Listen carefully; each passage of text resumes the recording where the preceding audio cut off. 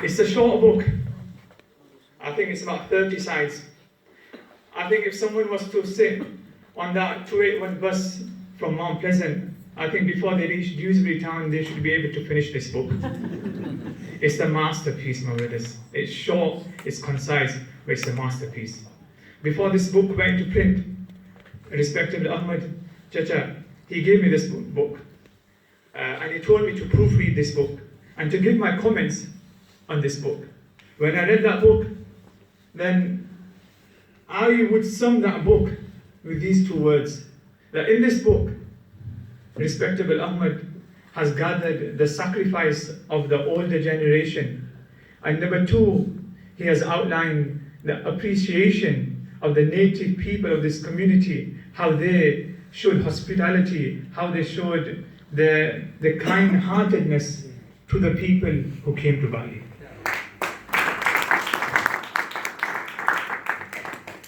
When I read this book, when it first came out, although this is in a book format, but when I was reading this book, it's as if respectable Ahmad Chachagul was trying to say something like this. The young generation of Bali, young generation of Bali who are driving them flashy cars, who are living in their 5-bedroom houses, who are going on holidays every year. You're driving them flashy cars, you're living in them 5-bedroom houses, was the sacrifice of the older generation. And do not forget them. It is their fruits which you are reaping today. Yes.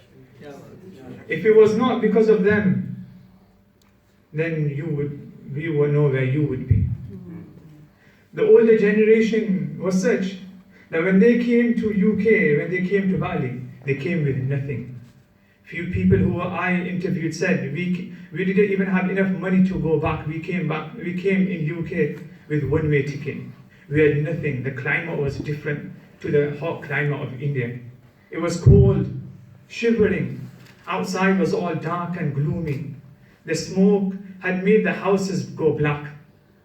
And the only warmth which we could feel was at that time when we lit that fire and sat next to it. That's the only warmth we felt.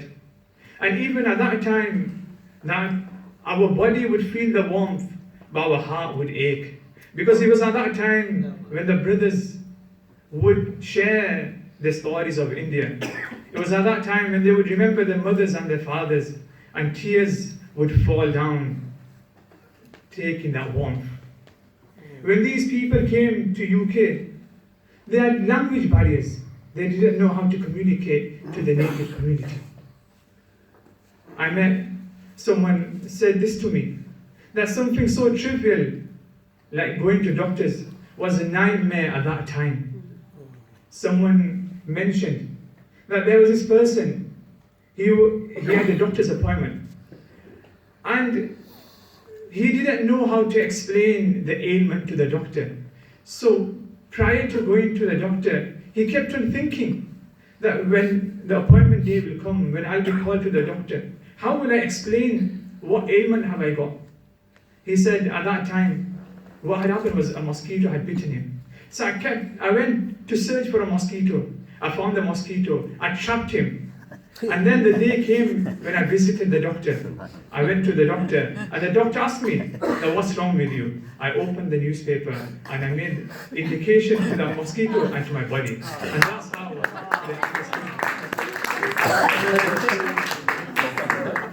the language barrier was such, my brothers, that Brother Imtiaz, I was sat with him and a few others, they were mentioning that the language barrier was such that one story which he recalls was that in one of the textile companies, because of the language barrier, the boss, he had allocated days and he had titled room with days, so Monday, Tuesday, Wednesday, Thursday, Friday, Saturday. So when the Gujarati community would come to work, they would know that today's Monday, this is where I need to work. Today's Tuesday, I need to work. This person, he says, I went to work. And I saw my friend going round and round and round. I thought to myself, and I went to him and I asked him, what's happened today? Today's Wednesday, you should be at Wednesday room. How come you're going round and round? He said that, brother, before I came to work, the boss called me. And he said that today I want you to work where you worked yesterday. I'm trying to find where yesterday is.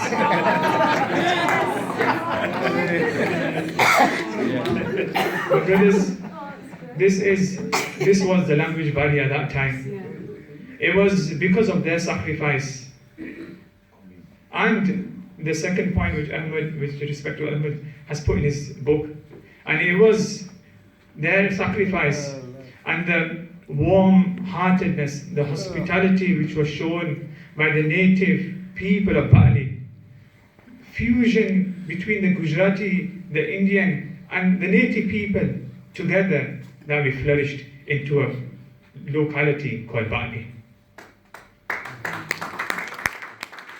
Before I finish, I would like to share something. As a person who runs a business in Reading, many of our customers, they ask, when we tell them that our company is based in Bali, one of the first questions which they will ask is this: where is Bali? And 99.9% I reply to them that it's next to Leeds, just to make things easy. One day I decided a couple of weeks back, or a couple of months back, that on my social media I should highlight what Bali is to the people out there.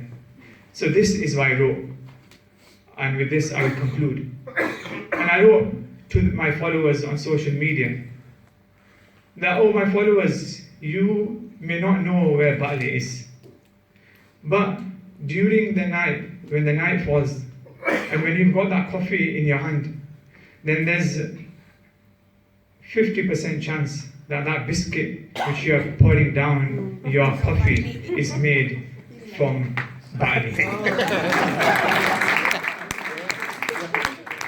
When you go to sleep,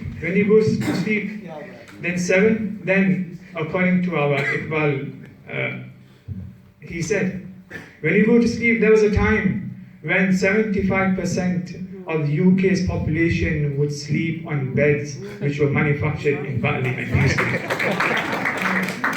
When you wake up, then the oxygen which you breathe was discovered by Priestley, who was born and bred in Bali. Bali is so small, it's got approximately 50,000 people, which would fit in Anfield, which holds about 62,000. It's so small that all of the people of Bali would fit in that stadium. Yet, Bali is such where famous people have come. People like Malcolm X, people like Prince Charles, and many other famous people have come. And lastly, even the Queen has come to Bali. With these words, I conclude. Assalamu alaikum.